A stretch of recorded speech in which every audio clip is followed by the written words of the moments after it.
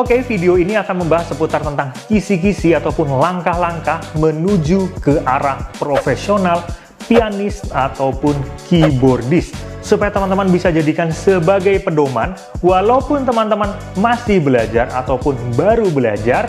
Dengarkan kata-kata Mas Kris di video kali ini dan simak dari awal sampai habis.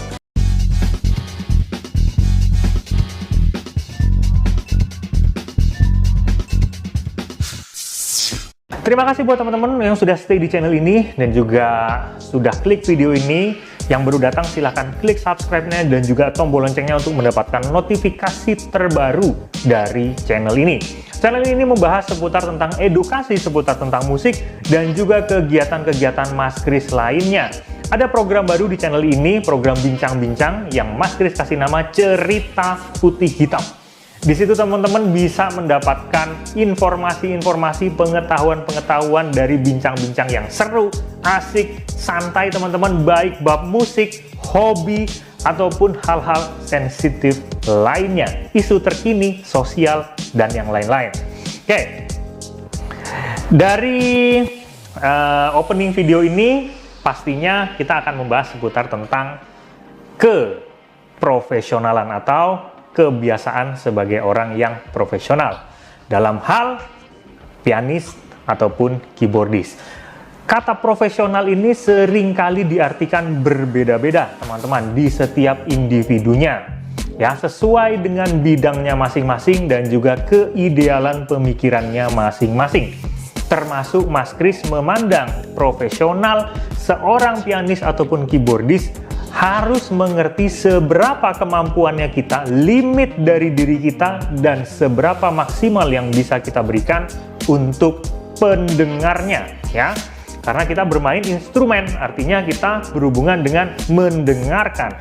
Bisa juga dilihatkan atau visualnya, ya teman-teman.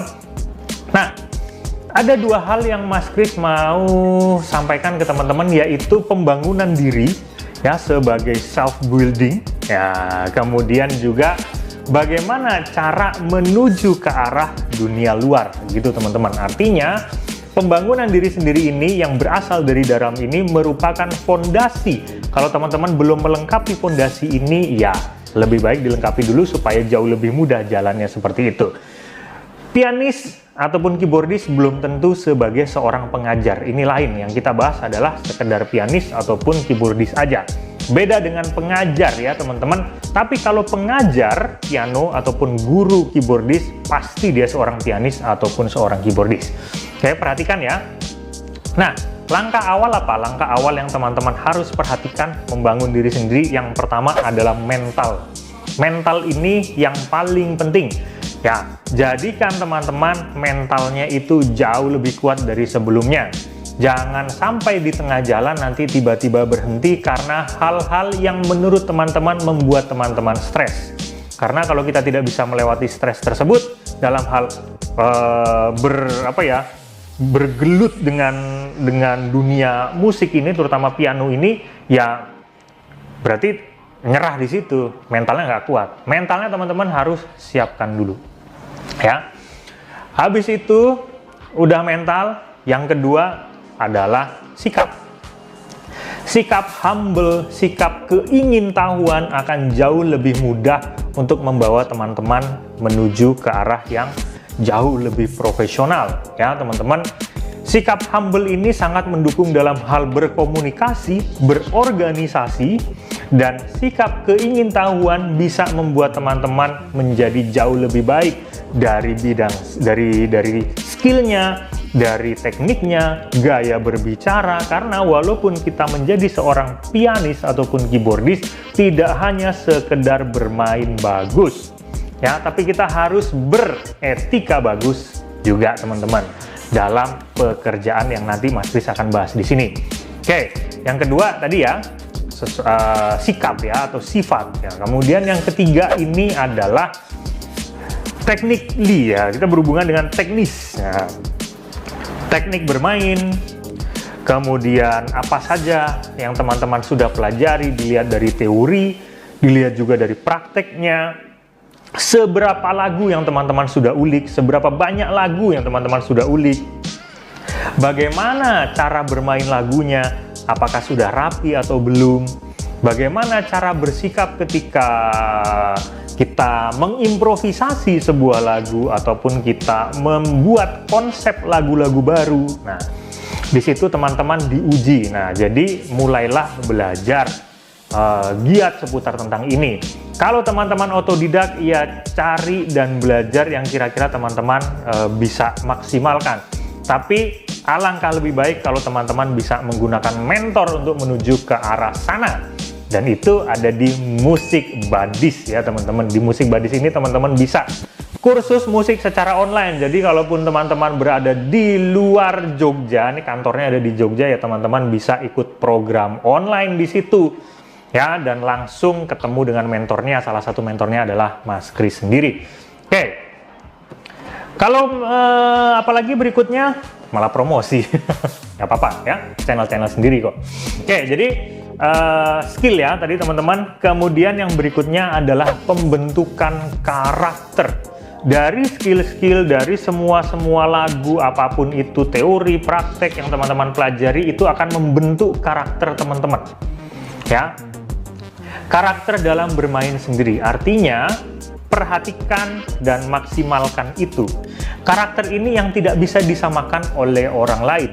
Walaupun cara mempelajari atau menemukannya adalah banyak sekali belajar ataupun mengulik lagu dari tokoh-tokoh yang sudah ada ataupun yang sudah terkenal baik dalam negeri ataupun luar negeri, teman-teman. Oke? Buatlah karakter teman-teman jauh lebih kental di situ. Perhatikan cara bermainnya rapih atau tidak. Nah, seperti itu teman-teman perhatikan.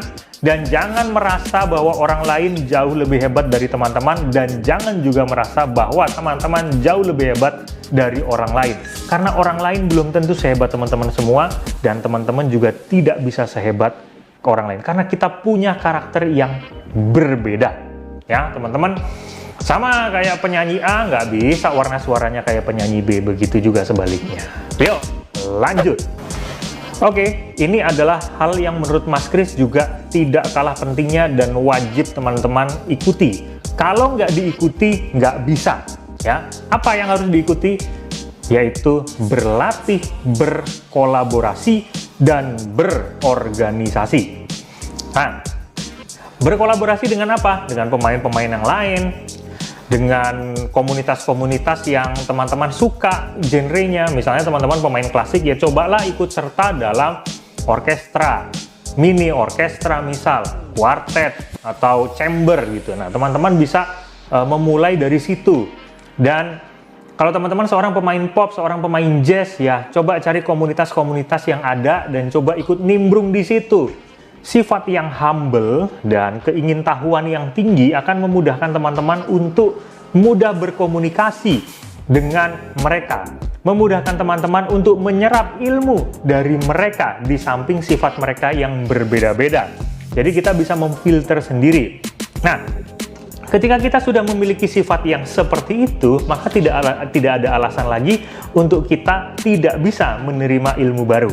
Nah, dari berkolaborasi ini, kita bisa mempelajari seputar tentang berorganisasi, berkomunikasi dengan yang lain. Kita juga bisa mempelajari seputar tentang berbagi emosi. Ya, emosi dari apa? Bermain sendiri itu berbeda dengan bermain rame-rame. Artinya kita punya porsi masing-masing. Kita nggak bisa pengen jago sendiri, nggak bisa. Kita harus sama-sama. Ketika di lagu tersebut ada klimaksnya, maka klimaks tersebut bisa dirasakan semua pemain dan juga semua pendengar. Nah, jadi kita berbagi. Kemudian juga kita mempelajari seputar tentang kesabaran, ya, sabar mengatur jadwal. Kadang ada yang sibuk, ada yang mana gitu ya. Sabar juga untuk menggali ilmu dari yang lain. Nah, itu. Nah, sampai kapan ini? Seterusnya, senyamannya, seenaknya. Mungkin saja jalan rezeki teman-teman bisa dimulai dari situ. Mulailah membuat sebuah manajemen ataupun sebuah grup musik yang nggak usah ngarahnya ke duit dulu deh. Ya, kira-kira minimal teman-teman bisa latihan seminggu sekali aja itu udah bagus. Ya, nanti lama-lama rapi, lama-lama ini ya didokumentasikan, diupload gitu. Lama-lama juga ada yang lihat ya. Nah, dari situ setelah teman-teman belajar dari situ nih, ini harus dilewati ya teman-teman, baru teman-teman mulailah ke step berikutnya. Step berikutnya adalah ini, membranding diri sendiri. Membranding diri sendiri ini adalah membuat apa ya, seperti ya ini loh, saya sebagai seorang pemain profesional mulailah membuat konten lah, atau mulailah membuat ya hal-hal yang bisa menaikkan pasar teman-teman sendiri ya, sendiri dulu. Syukur-syukur kalau udah dapat grup ya sama grupnya gitu ya. Nah, bagaimana yang untuk mendukung ini? Satu ya, kita lihat dari style dari teman-teman. Ini penting banget nih, style nih. Dimulai dari busana yang teman-teman pakai. Jangan sampai teman-teman salah busana ataupun tidak diatur busananya ketika teman-teman tampil di suatu tempat gitu, seada-adanya aja gitu. Nah, itu nggak Mas Kris rekomendasikan. Tapi kan yang dilihat adalah skill mainnya Mas Kris, bukan busananya. Tidak seperti itu teman-teman kalau kita melihat secara visual. Kalau kita mendengar secara audio, iya main di komunitas mah bebas bajunya. Tapi ketika sudah bekerja, artinya kita bekerja sama dengan pihak lain yang memberikan gaji, memberikan apapun itu, semuanya harus kita atur well prepared. Ya, dimulai dari busana, gear, semua dipersiapkan. Nah, kenapa Mas Kris menitik beratkan di busana ini? Karena satu, orang yang rapi, keren, walaupun ini di luar dari apa ya, plus minus fisik ya, macam-macam ya teman-teman. Fisik itu bisa diakalin sendiri-sendiri gitu, bisa diakalin bebas lah. Teman-teman bisa mix and match untuk menjadikan diri teman-teman keren. Jangan ngerasa kulitnya hitam terus jelek, enggak, belum tentu teman-teman. Ya. Musik itu ada dua yang mendukung. Kalau stylenya teman-teman udah bagus, mau mukanya ganteng kek, jelek kek, mainnya bagus, udah itu kompleks banget ya. Nggak ada masalah. Tapi betul-betul di konsep. Oke, itu untuk busana. Yang kedua, apakah kita hanya sekedar memperhatikan busana saja ketika kita misalnya mau bermain di panggung, atau perhatikan juga bagaimana cara kita staging di panggung, cara kita naik panggung, cara kita bagaimana emosi dalam bermain, ekspresi dalam bermain, menjiwai lagu. Teman-teman juga perhatikan busana yang kita pakai, apakah cocok ketika kita ada di panggung itu, apakah bisa pas dengan lampu-lampu yang ada di situ, apakah match dengan keseluruhan tema yang ada di situ. Nah, teman-teman harus perhatikan itu juga. Oke, ya ada idealis boleh, tapi hati-hati, keidealisan itu bisa menjerumuskan ya, hati-hati. Setelah teman-teman bisa dilihat dari busana, oke, teman-teman mulailah membranding diri, bisa sebagai seorang yang membuat sebuah karya. Membuat sebuah karya ini teman-teman bisa membuat sendiri, karya teman-teman sendiri, bisa juga membeli karya orang lain, kemudian teman-teman bisa akuisisikan gitu ya. Nah, sampai sini dulu, stop dulu sampai sini. Nah, ada perkembangannya lain, itu ada faktor X yang kira-kira teman-teman nantinya akan paham dan Mas Kris tidak bisa menjelaskan di sini. Kemudian yang step berikutnya adalah step untuk menuju ke luar sana. Artinya kita membutuhkan relasi lebih luas di luar relasi sekedar bermusik aja. Kita mulai ngerti, harus tahu yang namanya publisher, harus tahu yang namanya agregator. Bagaimana cara kita masuk ke dalam industri, bagaimana cara kita bisa memasarkan diri kita, mengenal dari beberapa perusahaan lah, I.O., wedding organizer, dimulai dari situ. Carilah relasi sebanyak-banyaknya dan mulailah latihan berkomunikasi. Kembali lagi ke sifat yang ingat tadi, humble dan banyak ingin tahu. Ya, itu kunci ya dari semuanya. Kemudian ketika teman-teman sudah mendapatkan itu semua, ya mulailah membuat planning ke depannya ataupun mind mapping. Ya, kira-kira bulan ini saya harus apa, bulan berikutnya udah harus apa gitu, apa yang kira-kira teman buat. Kontennya juga harus konten yang teman-teman buat juga harus berkontinu gitu ya, ataupun marketing yang teman-teman lakukan juga harus berkontinu terus. Nah, jadi ada seperti timeline dan mind mapping ya. Pikiran saya di bagian ini harus ke arah sana, harus di bagian ini, bagian ini, bagian ini. Teman-teman pilah-pilah sendiri yang bisa mendukung dan menguntungkan ya, menguntungkan paling penting ya. Oke. Tapi ingat, sifatnya tetap humble dan pengen banyak tahu gitu ya.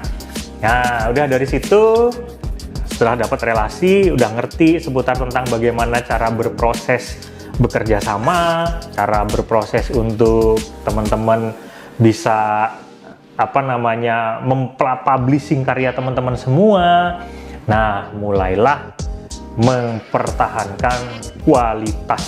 Ini yang paling berat ya. Mempertahankan kualitas. Mempertahankan kualitas ini adalah step akhir dari memperbaiki kualitas. Jadi kualitasnya kalau ada yang kurang teman-teman perbaiki dulu. Ketika ada di titik di mana teman-teman merasa atau orang lain yang melihat, bukan teman-teman yang merasa, orang lain yang melihat itu sudah pas, maka disitulah teman-teman mempertahankan kualitas. Mempertahankan kualitas ini sulit karena kita berhubungan dengan mood. Moodnya kita jelek, kita tetap harus main bagus. Kondisinya kita lagi nggak begitu enak ya, kita tetap harus mempresentasikan kita seolah-olah tidak ada masalah. Jadi penonton yang melihat itu benar-benar clear. Ini loh seorang profesional gitu ya. Oke, intinya seperti itu. Kita akan pamit dulu, Mas Kris pamit dulu. Kita ketemu di kesempatan berikutnya. Semoga video ini bisa berguna buat teman-teman semua ya. Dan kalau teman-teman mau nyari digital piano ataupun keyboard baru, di bagian deskripsi Mas Kris udah ada toko ya, jadi teman-teman bisa beli di sini, lebih terpercaya pastinya, walaupun kirim-kirim ke kota-kota di seluruh Indonesia. Gitu ya teman-teman, kita ketemu di kesempatan berikutnya. Sehat selalu dan salam harmonis.